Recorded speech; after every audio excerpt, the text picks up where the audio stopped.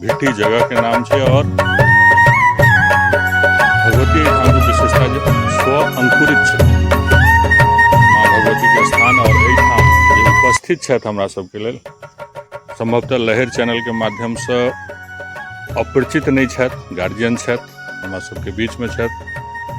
मधुबनी जिला के अंतर्गत समौल गाम है जे कि भिट्टी से पश्चिम 2 किलोमीटर जाके है और एक वरिष्ठ साहित्यकार मैथिली विभाग के हेड भागलपुर विश्वविद्यालय में चला है, TNB कॉलेज में चला है श्रीमान डॉक्टर केशकर ठाकुर जी और उनके से चूँकि भिट्टी से संपर्कित छथि उनके से विशेष भगवती के बारे में महात्म जाने का प्रयास कर गोर लगे छे।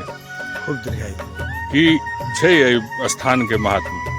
ये स्थान के महत्व सह है जे आदमी जे अपन मनोकामना लग अबै छथि उनकर मनोकामना 100% माने पूरा होइ छै। और जहाँ तक माने भगवती के प्रश्न उठैत अछि, भगवती के बारे में क्यों नहीं कह सके जे कहिया ये स्थापित भेला कि की भेलै।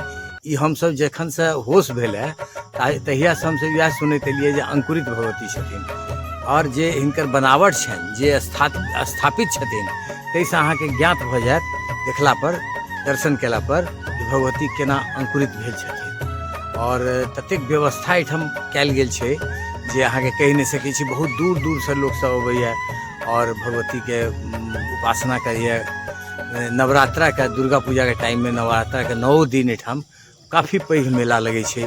बहुत लोग दूर दूर से अबैया एहिठाम राति राति का 2 दिन 3 दिन 4 दिन लोग अपन बितबैया एहिठाम और भगवती के पूजा होइ छनि। बहुत मंत्रोच्चार उच्चारण से मंत्र के संगे भगवती के पूजा बहुत धूमधाम से होइ छै। ओहि समय में जहन अहाँ आयब तऽ अहाँ कहत जे एतऽ से नहीं जाइए। विशेषता यह छै स्थान के जखन एक बेर अहाँ एहिठाम आबि जायब ने तऽ आबो जे देखबै स्थिति ताहिसँ अहाँके अपने हैत कि जे माने हम जे छै से एहिठाम रहि जाय बैस जाय। तऽ ई एहिठाम जे एखनो आइयो जे अहाँ से हमरा भेंट भेल है, आइयो जे भेंट भेल से विशुद्ध भगवती के कृपा। कियाकि 2-3 दिन पहिने हमरा ध्यान पर छलै, चैनल देखैत रही तो भेल कि अहाँ से भेंट करतों तो बढ़िया छलै, लेकिन तो रांची जाए पड़त या गाम जाए पड़त या अहाँ से विचार करऽ पड़त जे कहिया। लेकिन जे स्थिति छै एहिठाम के और चारू दिस के मने बुझू जे हम कहै छी 10 किलोमीटर के रेंज के आदमी जे छै से में चंदा दऽ दऽ कऽ मने फूस के घर रहे, तहन फिर मंदिर बनले, तखन फिर मंदिर बनले। आब जे मंदिर बनले से बुझू जे एकदम फाइनल मंदिर छै और बहुत लोग एहिमे सहयोग केलकै। तैं अंकुरित भगवती के नाम से प्रसिद्ध छथि। सेमुआर जगह छै, चूँकि भिट्टी हम सब प्रसिद्ध जगह छै तैं, लेकिन एहिठाम स्थान के नाम छै सेमुआर। हाँ, स्थापित जे हैत से अहाँके केओ बता नहीं सके हमरा जनैत जे कहिया से स्थापित अंकुरित छथिन अपने आप स्वतः। हाँ, स्व अंकुरित छथिन। ओ तो दृश्य देखला पर अहाँके अंदाज लागि जायत। धन्यवाद। चलू कनी देखबै छी अहाँ सबके अंदर में जे केना की व्यवस्था छै। आओ देखाबी जे की भिट्टी भगवती जे स्व अंकुरित छथिन। जेना डॉक्टर केशकर ठाकुर कहला जे समुआर जगह छै, तो मंदिर के साक्षात अहाँ सबके दर्शन कराबी।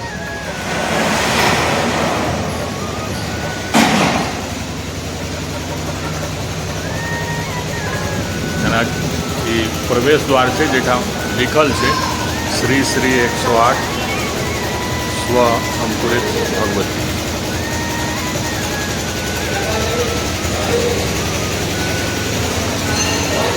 सब गोटे छथि, सब धन्यवाद के पात्र छथि, कारण सरकारी व्यवस्था में अखन लाइट एठाम कटल रहे, लेकिन माता के कृपा जे सर भेटला और ये सब जनरेटर चालू कऽ देलक है अहाँ सबके दर्शन कराबऽ के लेल।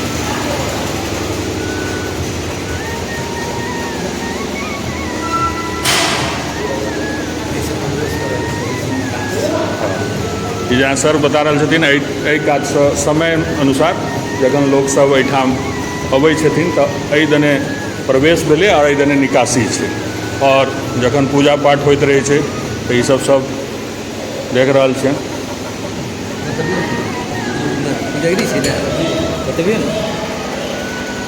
ई माता के साक्षात सब केओ दर्शन करू, स्व अंकुरित भगवती छथिन और सर्व मनोकामना पूर्ण होइ छै। ये महादेव काल भैरव, काल भैरव के सामने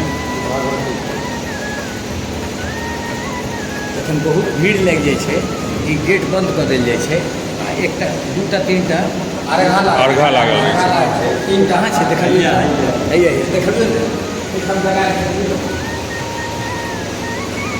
ई अर्घा छै जखन एहिमे जेना देवघरमे सावनके महीनामे अर्घा दऽ देल जाइ छै जे जल स्पर्श भऽ जाइ छनि जे आदमी सब, तऽ ओहिना नवरात्राके समय जे एहिठाम काफी प्रसिद्धि छै आ नवरात्राके समय जे छै से सब एही अर्घासँ भगवतीके अपन जल स्पर्श करबै छथि।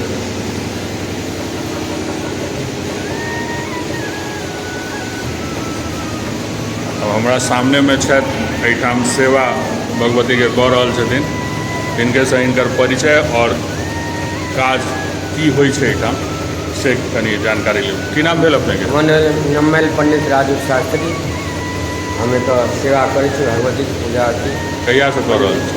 अखन अहाँके तऽ उम्र बेसी नहीं लागि रहल। 2018 से सेवा करै छी। पहिले के करैत रहथिन? पहिले एकटा ग्रामीण क्षेत्र पंडित छला। एहिठाम के विशेषता की छै? एहिठाम विशेषता छै जे भगवती कृपा से तऽ पूजा पाठ नवरात्रमे सालमे 4 गो नवरात्र होइ छै और चैती और आसिन ई विशेष पूजा तऽ होइ छै आ 2टा गुप्त नवरात्रा होइ छै। और विशेष तऽ यह छै भगवतीके असीम कृपा से तऽ हरेक मनोकामना पूर्ण होइ छै। जे व्यक्ति जे मनोकामना से आबै छै मनोकामना तऽ पूर्ण होइ छै। विशेषता यह छै वर्षों वर्ष लगभग 200 वर्ष पहले से भगवती के तो विराजमान छथिन और पूजा पाठ होइ छै। अच्छा ई कहू जे नवरात्रा के समय एहिठाम भक्त के संख्या कते होइत हेतै? नवरात्र में लगभग षष्ठी सप्तमी अष्टमी या नवमी आ विजयादशमी में लगभग प्रत्येक दिन 400-500 भक्त के भीड़ रहै छै आ नवमी दिन हजारों क्षेत्रमे पूरा भीड़ रहै छै।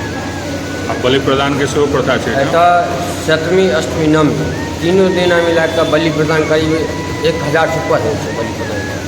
चलो बहुत बहुत धन्यवाद। एतऽ पूजन भेल, कथा होइ छै, भागवत कथा भेल, भजन कीर्तन संध्या कार्यक्रम षष्ठी सप्तमी अष्टमी नवमी तीनों दिन भजन कीर्तन होइ छै और भागवत कथा भेल। सरकारी कोनो मदद भेटैए यहाँ सबसे? सरकारी कोनो मदद नहीं?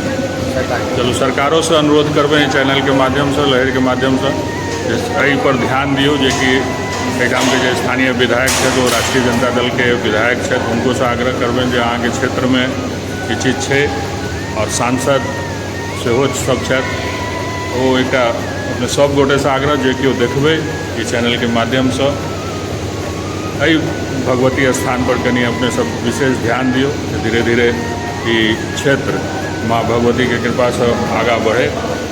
बहुत बहुत धन्यवाद सब गोटे के लहर के संग बनऽ के लेल।